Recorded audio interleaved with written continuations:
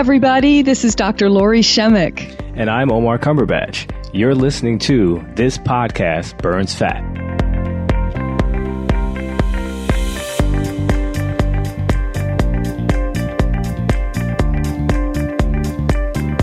Hey, Lori, how are you today? I am doing wonderful, Omar. How are you? Fantastic. Yes. Everything's great. You are fantastic. Appreciate it. Likewise. So we have a fantastic guest on today, don't we? Oh, absolutely. We very much needed. It's wonderful how like things in my life kind of mimic what's going on in our guest world, because I'm having a little bit of this autoimmune situation apparently. So Dr. Krista Coombs is going to jump on and kind of remedy that for not only myself, but anyone who's listening who might be dealing with any of these issues as well. So this is really excited to have her on. Oh, I know. And she's highly capable. She has a huge background in so much. I mean, her medical specialties are acupuncture, allergy and immunology, alternative medicine. She has coursework in functional medicine and clinical practice, bioenergetics, and the list literally goes on and on. So suffice it to say, she was definitely knowledgeable today. Oh, yeah. No, I definitely got a lot out, and I'm sure the audience is going to as well. So let's jump into it. Sounds good. Hey, Dr. Krista, welcome to the show. How are you today? Awesome. It's such a pleasure to be here. Thank you for stopping by. We're really excited to have you today.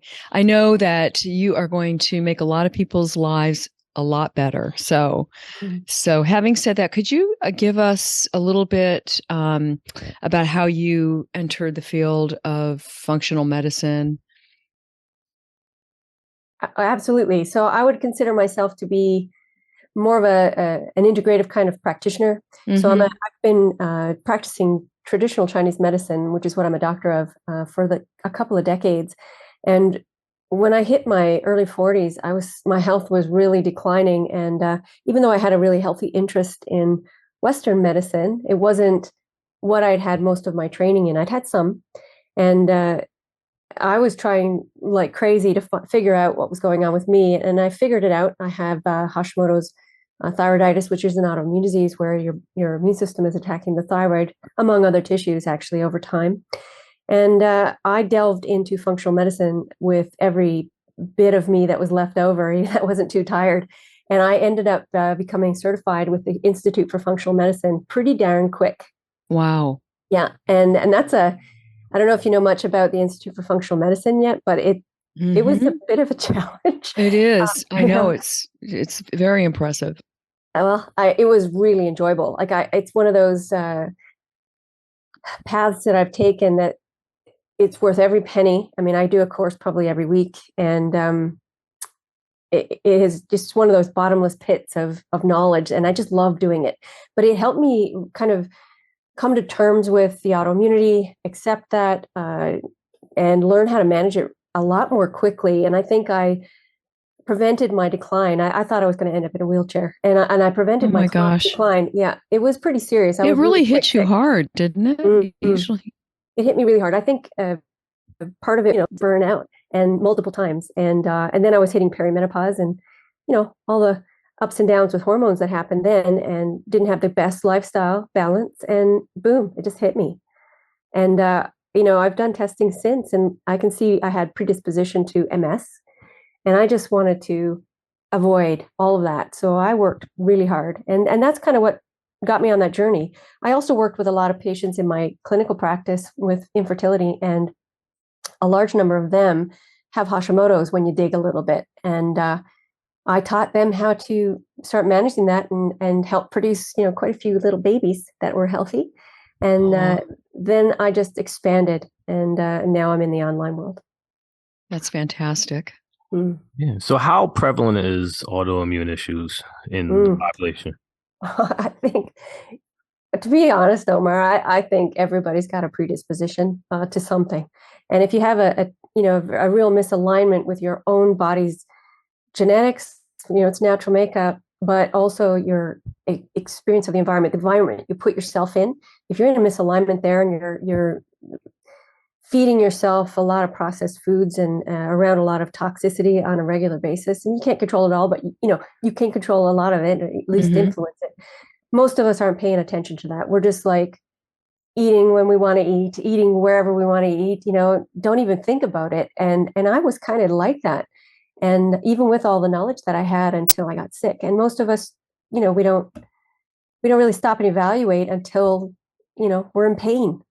And even then, sometimes people don't even want to make the connection. But I think it's really common. It's when you start digging, I mean, I look at lots of blood work, and when we start digging, we have people with diabetes, then we find out, it's autoimmune. I'd say most of the time, even diabetes, the different types are autoimmune. Alzheimer's autoimmune, Parkinson's autoimmune. I mean, all the things. And there's over 100 described autoimmune conditions. And once you have one diagnosed, it's a slippery slope. Your immune system is trying in its earnestness to try and protect you, but we're out of alignment, and it starts to spread. We call it epitope spreading, and you start getting damage against other tissue, and more and more autoimmunity develops. So the sooner you can get a handle on that and start shifting your environment to suit the body you have, the more likely you can thrive and slow the decline of autoimmunity, or maybe even reverse it for periods of time. So what is like the origin of autoimmunity in a nutshell? Because I know that there's different camps. Some people think it's just in your gut and leaky gut, and some people think it's about your liver being overwhelmed. And there's a lot of different views. Some can probably be completely wrong, especially the way you've been trained. Can you talk about what your perspective on that is? Yeah, so my perspective might be a little different than even what you hear from a lot of the functional medicine practitioners out there. It used to be, not even that long ago, everybody said all autoimmune starts in the gut. I don't know about that. I think that, the three-legged stool theory, I don't know if you're familiar, you guys, with that, but it's basically saying you have to have some predisposition genetically. I mean, we know that celiac, for example, there's 2 genes associated with that, and you're more likely then to develop autoimmune celiac. But not everybody with those genes develops celiac. So that's just one thing. The gun is loaded. And then you have to have environmental triggers. And environmental triggers, I mean, you cannot get through life without being triggered. Just being born is a bit of a stress, True. Right? And so, if you've got the loaded gun, and then you're pulling, the trigger with a whole bunch of environmental triggers on a regular basis, and without much let up, you're going to have fits and starts of discomfort. But the full-on autoimmunity seems to happen once you've caused enough damage at the interfaces, either at brain or gut, where you're getting the significant triggering of the immune response. And then there's the body trying to protect you from anything that can get through. So that could be toxins, microbial parts, molds, various proteins from different foods. There's additives. Oh my God, there's just such a list. But sadly, I don't think it only just starts. Yeah, right. I mean, you can't get away from that stuff. So you want to do your best to make sure that those boundaries between your body and the outside world are pretty solid. They're pretty robust. So that's, yes, gut, but also brain barrier and even lung barrier. And so if those get really compromised, especially significantly or long term, I think that is the final leg of the stool that makes autoimmunity basically stand up. It makes that stool more stable, and autoimmunity stays turned on. So the only way to resolve, or at least support the resolution of going into remission for these autoimmune conditions, you can't get rid of all the triggers. Sometimes you can't get rid of them at all. If you've been experiencing like a cross-reactivity with, say, strep bacteria or Epstein-Barr, I mean, that stays with you, right? You don't really eradicate that. However, you can heal the gut lining, you can heal the lung lining, you can heal the brain lining to large degrees, and lower your reactivity and take away a lot of the things that have cross-reactivity, and bam, you got your life back. That's how I see it. Could you just describe what happens when, with it, what is an autoimmune disease? Not necessarily all disease, just what it is, what's happening in the body with the defense system. So the way I view it is that the body, in its wisdom, you have this really complex as you are aware, immune system, which is basically your surveillance. I mean, it's made up of lots and lots of soldiers and different types, and there's different ways you can compartmentalize the immune system. But basically, it's one big system, and it's housed predominantly mouth to bum. 75 to 85% of it lives there in the gullet. But it's elsewhere as well. And it's just constantly surveying you. If it, in its wisdom, I don't think it's a mistake. I think it's in its wisdom. It is looking at some either part of a protein or part of a bacterium or part of a parasite or a toxin or whatever. And it's looking at that and it's saying, I don't see that as part of self-cell anymore. It will do its best to flag it and destroy it whenever it sees it. And some people's immune systems are really, really responsive. They're very, very robust. They're very, ADHD kind of, immune system. Yes. It's really, really reactive. And a lot of autoimmune patients that I see anyways have a very, very strongly responsive immune system. But you can also have the opposite where it's subdued. It's very laid back, kind of not putting a lot of energy into producing these cells. And you can have stealth infections that go on for a long time and keep the immune system sort of kind of always trying to fight something. It's like after Lyme disease or something. Yes, absolutely. Mm-hmm. Yeah. But then the immune system is trying to protect you. And so every time it sees, that protein, or even for like diabetes, for example, if you have a high HbA1c, which is basically, glycation or sugar that's attached to hemoglobin, and it's elevated, say, 7, 8, 9%, that means a lot of your proteins in the body, not just hemoglobin, likely have sugar attached to them. And when sugar attaches to a protein, it changes the structure. And so the immune system could even look at that and say, that's no longer really a self cell or a self element of a cell or any part of your system. I'm going to attack that. I'm trying to protect you. It's foreign. That's right. They perceive it as foreign. That's right. Yeah. And it just says, wait, we're going to protect you. And so you get this heightened response. And there's this major immune response. And then I think what seems to happen is if somebody's not trying to, basically put out the fire with lifestyle, you don't need a medication. You don't have pill deficiency. You have a lifestyle issue. If you're not trying to put that fire out pretty quick, you're going to have a long-term flare. And the potential then for collateral damage around whatever's being destroyed starts happening. You start having extra damage to cellular structure, and that can change the structure, and then you get spreading basically of autoimmune to other tissues. And we see that happening all the time. So the sooner you, like I say, you get on the bandwagon and change your lifestyle and make adjustments, the less damage you're going to have over time. So, Doc, how do we change that? Like, what is the mechanism that you think that we should take to approach dealing with this possibility, even if we may or may not be symptomatic? That's correct too, right? Yeah, I think in my experience thus far, and I think it's just human nature, most people don't want to do the work, and even if they know they're susceptible, unless they have a pain point that's enough to push them into making change. Change can be difficult. There can be a lot of grieving if you're trying to give up certain foods and doing that long term, even if you know you're trying to protect yourself.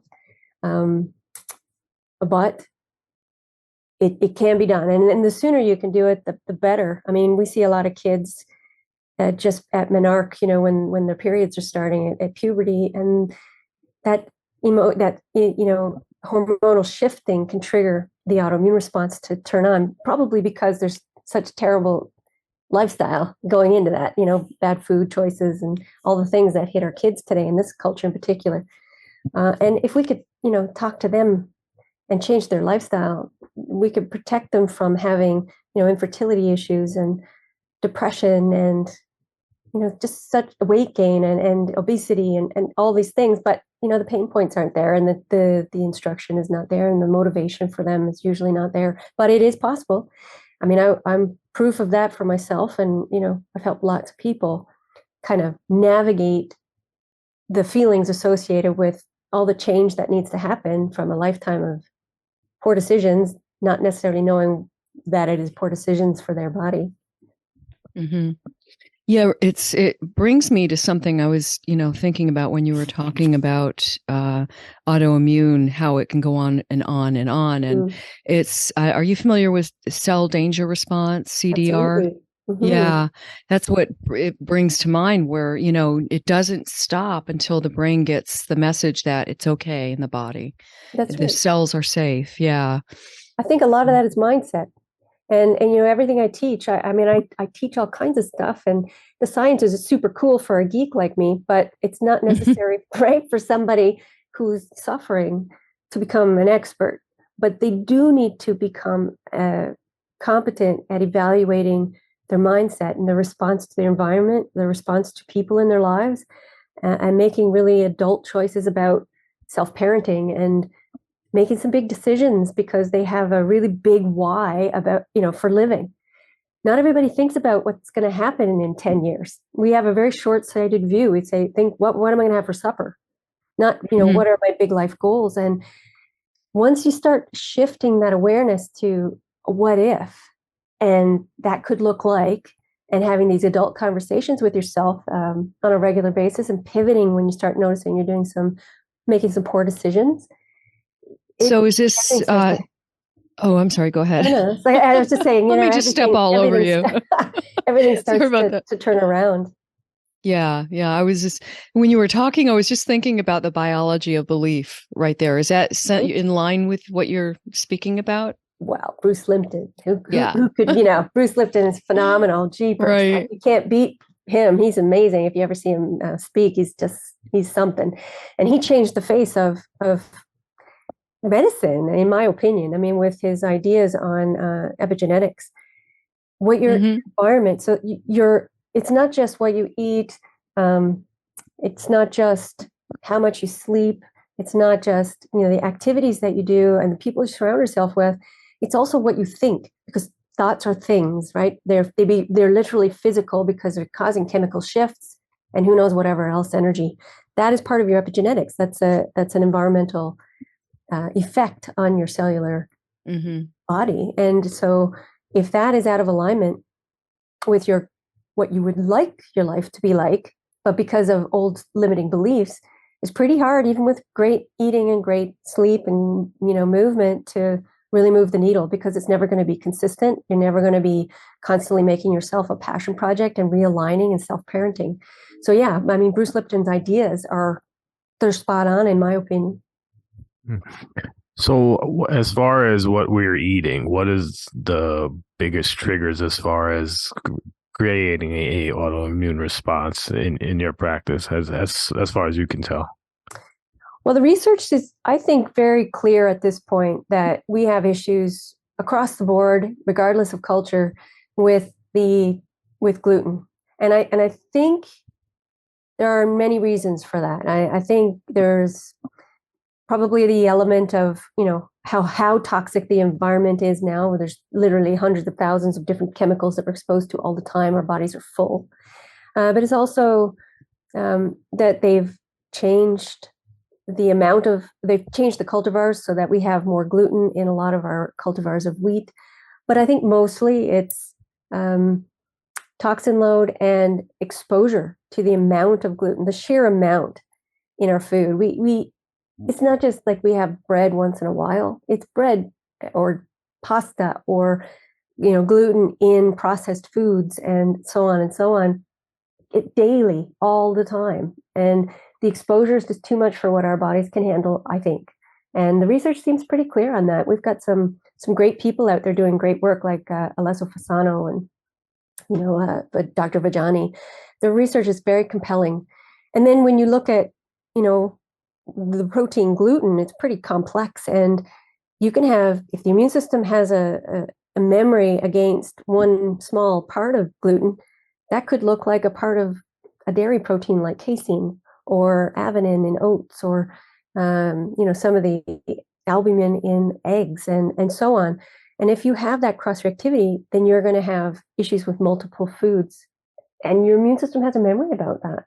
It doesn't just snap and go away just because you give it up for a couple of months.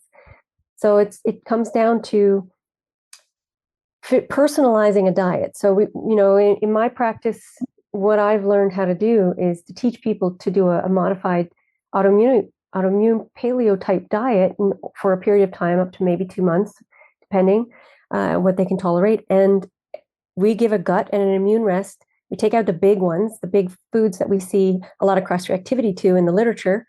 And then we very carefully, one at a time, trial some of them back. But I never counsel to bring back gluten. It's an easy thing to avoid if you're eating more of a whole foods diet. And the payoff is so substantial when they first have to believe it to see it. They have to believe me. Then they do it and they're like, oh my God, I had no idea.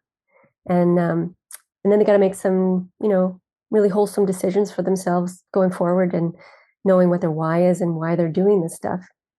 Can you list those foods, by the way? The ones that you, like you said, obviously gluten. What are the other ones that you do try to eliminate from the diet? Yeah, so gluten is in so many things, right? So it's not just wheat. You can have a wheat allergy, but you can have the food sensitivity, which is different, but still immune for the gluten molecule itself, parts of the gluten molecule in wheat, barley, rye, kamut, spelt. And then it's in lots of additives, added sauces, and even some gum, some personal care products. It's everywhere. It's insane. And then there's dairy. So the dairy proteins not necessarily the lactose, which is the double sugar.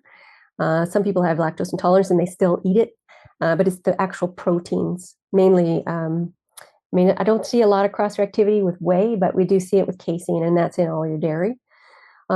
Corn is another one. Soy is another one for some people. A lot of people have cross-reactivities with different grains like oats, even rice. But the main ones are anything with gluten, dairy, corn, soy, and eggs. Actually, I see that really common. Mm-hmm. And you can also create a food sensitivity by eating a lot of one specific type of food as well. A lot of people don't know that. Yeah. So what do you think people need in order to, for example, just let's say they were just diagnosed with an autoimmune disease or condition, what would you say would be the first step they should take? Seek guidance, because it's really hard to use Dr. Google and really personalize your own care. It gets very overwhelming. There's a lot of emotion involved, and you need somebody to kind of help you through that. But, pending they have some good guidance, start with your lifestyle, take an evaluation, do an audit and say, is my lifestyle in alignment with what my goals are? Do I even know what my goals are? Really come clear with that and recognize what you're willing to do to live a better life. Do your best, I think, to not rely on an outside pill source, whether it's medication or supplement, unless, for example, you have autoimmune thyroiditis and you absolutely need thyroid medication, thyroid hormone outside of yourself just to live because the thyroid's being destroyed. That's, I think, really the main exception. But otherwise, there are almost always ways that you can clean up your lifestyle with the basics. I call them the four easy pillars, EASY. The four foundational pillars, and you start mastering those things, and your life will start to turn around. And you don't need an expert to teach you that, but you do need, I think, expert guidance to personalize care. What are those four pillars? So my easy pillars are EASY. So E is everything to do with eating and physiology.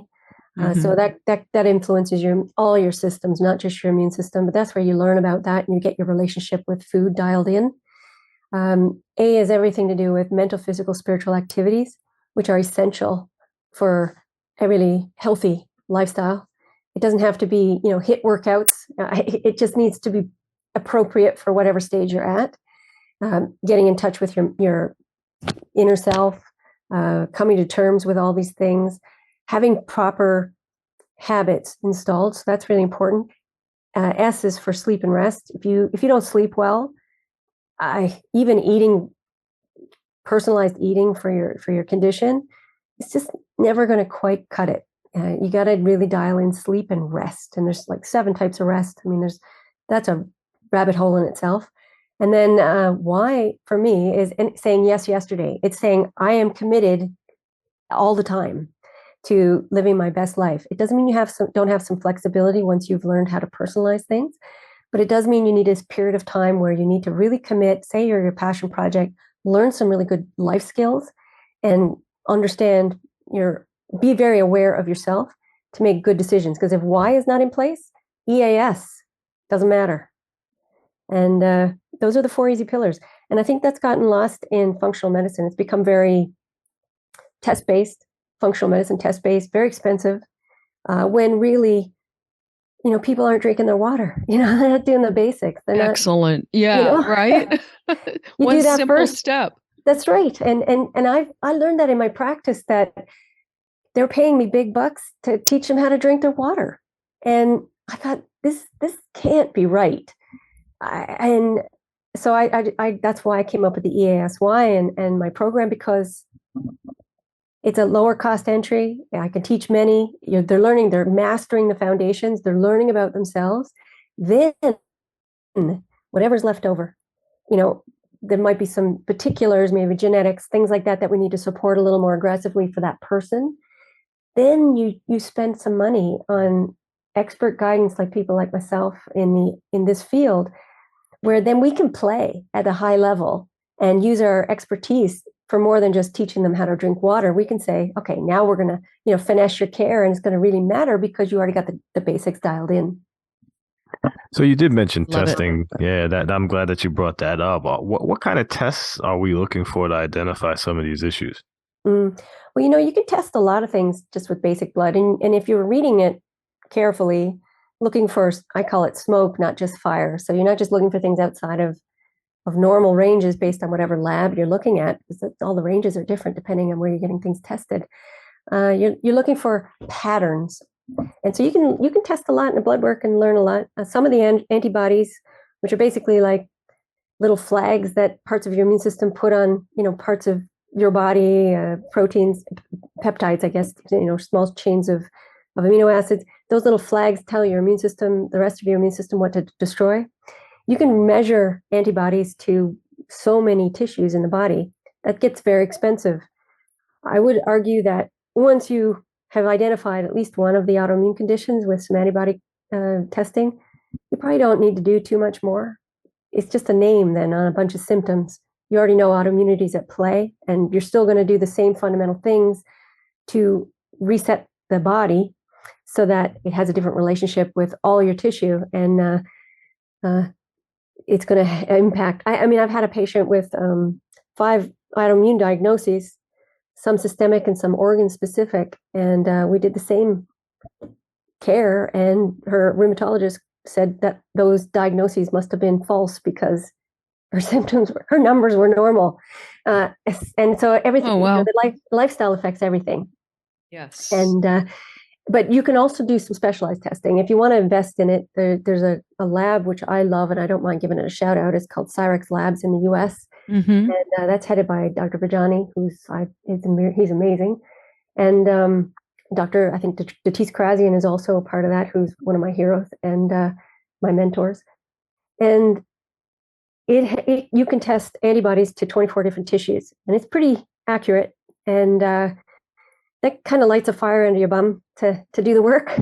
Yeah. And sometimes that's worth the effort and the money. But usually, if you've got one diagnosis, really just start with the basics, figure it out, make yourself a passion project, and bam, you're going to feel so much better. It doesn't even matter what name is on it anymore. So if you had a magic wand and could revisit your younger self, what health advice would you want to share with her? I sure wish that I had known how to eat healthfully. Mm-hmm. I don't think I would have always followed it because, young people, right. We do what we want to do. But I wish I knew more about the impact that food has on our physiology. Back when I was a young girl, I never thought, and I have older people who never think about this, that, what we eat becomes what we are. I didn't have that connection for a long time. If I had had that, I wonder if I would have come to this knowledge a lot sooner and made some better choices in my life. And maybe I wouldn't have gone down this, fairly dark path for a while there, having some serious symptoms with autoimmune. Yeah. And I think it's important to note too that the human body is incredible in terms of its ability to repair. So no matter what you've been through, the chances of you creating optimal health are very high. I know, like when I was raised on sugar, literally, from the moment I got up to the time I went to bed, it was sweetened cereals and juice in the morning, and then white bread for lunch and chips. And then dinner was probably, TV dinner back then. So it's amazing we're alive, isn't it? I know, it really is. Yeah. It truly is. Talk about inflammation, right? And talk about the power of the body. Yeah. To even with all the abuse, knowing and unknowing, it still manages to make it for the most part. That's a great point. Yeah, that's a great point. Imagine if you fed it really well more of the time. Yeah. Your experience of life would be so much grander. It's and amazing. Your health span would be huge. Mm-hmm. Yeah, no, absolutely. It is amazing what we've been through. And that's just what we put in our mouth. And you mentioned just the environment and the toxins and the stuff we put on our skin. Forget it. You could go down that rabbit hole too. So one of the things that I did mention a little bit earlier about the role of the liver. So that comes up a lot as far as with the toxins and not being able to get these harmful things out of our body. What is your perspective on that? And is there anything that you could give us as far as helping to move that process along? Yeah, I mean, that's a pretty big topic, but there are, just basic support of the liver. The liver sees everything the gut does. And so whatever the gut is absorbing, the liver is going to have to deal with at some point. And it's a remarkable organ, and it can regenerate itself to a large degree, but it takes an awful lot of abuse. So even a very healthy metabolism can take a lot of abuse at the liver. But if you have genetic anomalies, so what we call single nucleotide polymorphisms, so SNPs for short, if you have any polymorphisms around how your body deals with the phases of detox through the liver and then the gut, that's going to be sluggish. So if there's hormone disruptions, you're taking birth control pills or lots of medications, it's going to compromise the liver over time, and then therefore it's going to compromise the entire body.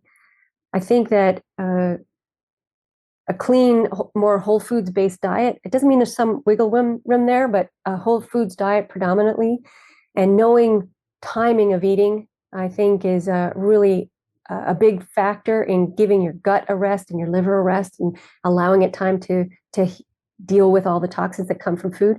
Eating organic is one of the easiest low-hanging fruit ways to lower the toxic load on your liver, whether or not it has issues with detox. Definitely supporting it with good hydration is going to be imperative. Making sure you have a daily bowel movement, that's pretty imperative. Otherwise, toxins start to recirculate, and then the liver has to work double time.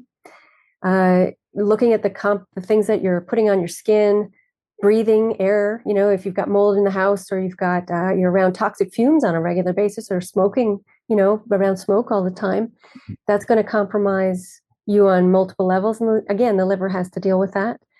I think one of the best ways to support liver function from a food perspective would probably be all your greens, anything that gives you lots of B vitamins. Vitamin C, organ meat is, as long as it's a well-raised animal's organ meat, especially liver, is a godsend for rejuvenating the liver. But it's that important. And, people who have fatty liver, they're starting to have increases in LDL cholesterol, triglycerides, which is basically how the body's storing sugar, excess sugar as fat. It starts to compromise the function of the liver, can't work as well. Nutrient deficiencies like B vitamins, zinc, vitamin C, those things, cysteine, which is an amino acid, so you can get that from N-acetylcysteine and foods, that can compromise detox. It's a pretty deep discussion, but basically food heals, and you can lower your toxin load very easily if you take a look at an audit of your environment and say, what are the things that are the top things that are, I'm dumping toxins into my body. Maybe it's drinking bottled water instead of drinking water that's filtered out of glass. I always have thought that the that NAC, N-acetylcysteine, has been helpful in liver health. I agree with you 100%. Okay. Cysteine, we know that it converts in healthy bodies. I mean, you can have genetic issues, but it converts to glutathione, which is considered the most powerful antioxidant the body makes, and it's essential for phase 2 of detox in the liver. Good. So I thought I must have heard you wrong.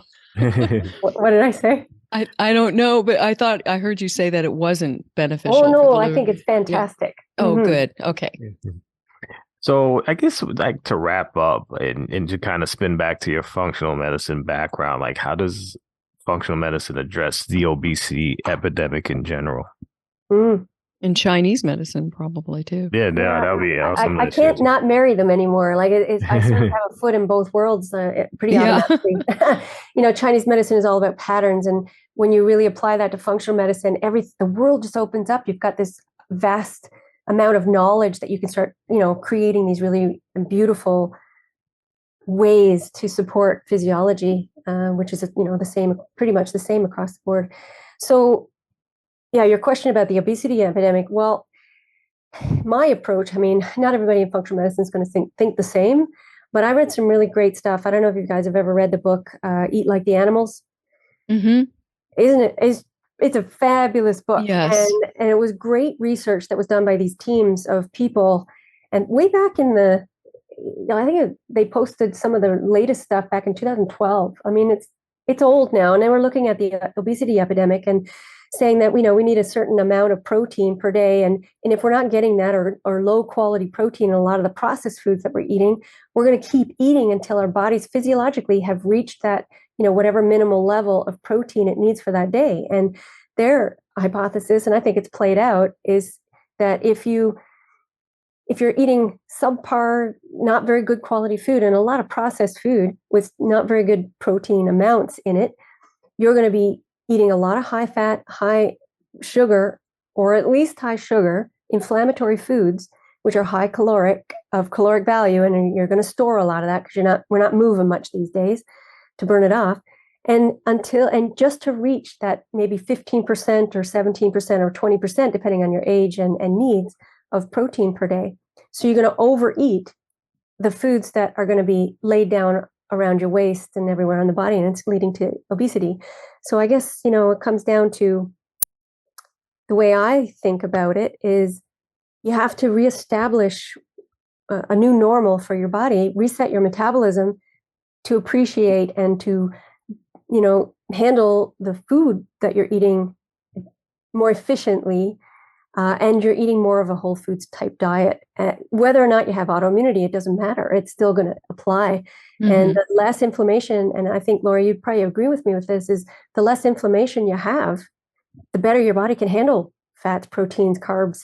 The more energy you have to go and do fun stuff and burn some of those calories off and have a heightened metabolism, which is basically how your body uses these inputs, the amino acids, fatty acids, and sugars to make fuel for performance. So I think the obesity epidemic is really easy to solve if people would really start looking at and taking an audit of their life and saying, I'm missing out on the basics, and if I'm eating processed food, then I'm processed, and it's obviously not working for me. So I need to reassess my relationship with food and very likely your relationship with yourself, so that they can prioritize making some quality decisions to change their life. I think that's should be underscored, that last sentence there. Yeah, well said. Awesome. Yeah, so you've been fantastic today. Yeah. I want to give you an opportunity to share how we can keep in touch with all the good stuff you're doing, like your website, your social media handles, where we can, just find you. And if we have any questions about your programs, where would that be located as well? Yeah, I mean, I have a really awesome program these days called The Easy Way with Dr. K, and it's just at theeasyway.ca, so it rhymes. And it's a group program, and it takes people through the 4 pillars, and it's a 4-phase approach to mastering the relationship with their environment, basically, especially around food and their mindset. And the average weight loss is about 25 pounds within the first 6 weeks. and it's extremely healthy, and it's just about resetting the metabolism. And Lori, it matches a lot of what you talk about. Mm-hmm. It's just a little different approach, but it's mostly for people who are really struggling with, especially autoimmunity. It really helps reverse a lot of the damage that's been done. So they can find me there. You can find me on Instagram, Dr. Krista Coombs. I have a group called Hey Hashi for people with Hashimoto's. I have a website, drkristacoombs.com for Hashimoto's patients. But can I offer your listeners who obviously are in love with what you guys talk about, can I offer them a free gift? Oh, absolutely. Oh, They'll love it. Yeah. Absolutely. Yeah. So I have a gift. It's called, it's a mini course that I have called Building Immune Resilience, the Easy Way. And it's basically it's maybe not a mini course. It's a course. It's 10 modules. It's just really good advice about how to really assess what they're doing well and what maybe they could pick off and start establishing a new normal from an inflammation point of view. So they can have that for free if they use the code EASY100. So EASY 100. And all you have to do is go to theeasyway.ca/immune, and they can have that. Wonderful. Thank you, Krista. So nice to have you on the show. And, I know you've really enlightened a lot of us. So appreciate you very much. I'm so happy you let me speak to people. The more people we can reach with this knowledge, the fundamentals, if they master that, my God, healthcare would go broke. Yeah, that's true. Mindset would change. We'd have a happier world. We would. If only we got paid for when people got better. Yeah. That'd be nice. Yeah. But thanks, guys. This was a pleasure. And, love to talk to you anytime. Same here. Thank you. Here, absolutely. All right, Krista. Dr. Krista, have a great night. Take care. Take care, Dr. Krista. Bye-bye. Thank you so much for listening to this episode of This Podcast Burns Fat. We're so excited to have you as a listener, and we're hoping that you've really enjoyed the content as well. And if you did, please run over to iTunes and provide a rating and or review. It will go a long way in helping us continuously build our listenership up so that we can provide you with excellent content regarding fat loss, weight management, and just an overall healthy lifestyle. Thanks so much. Have a great night.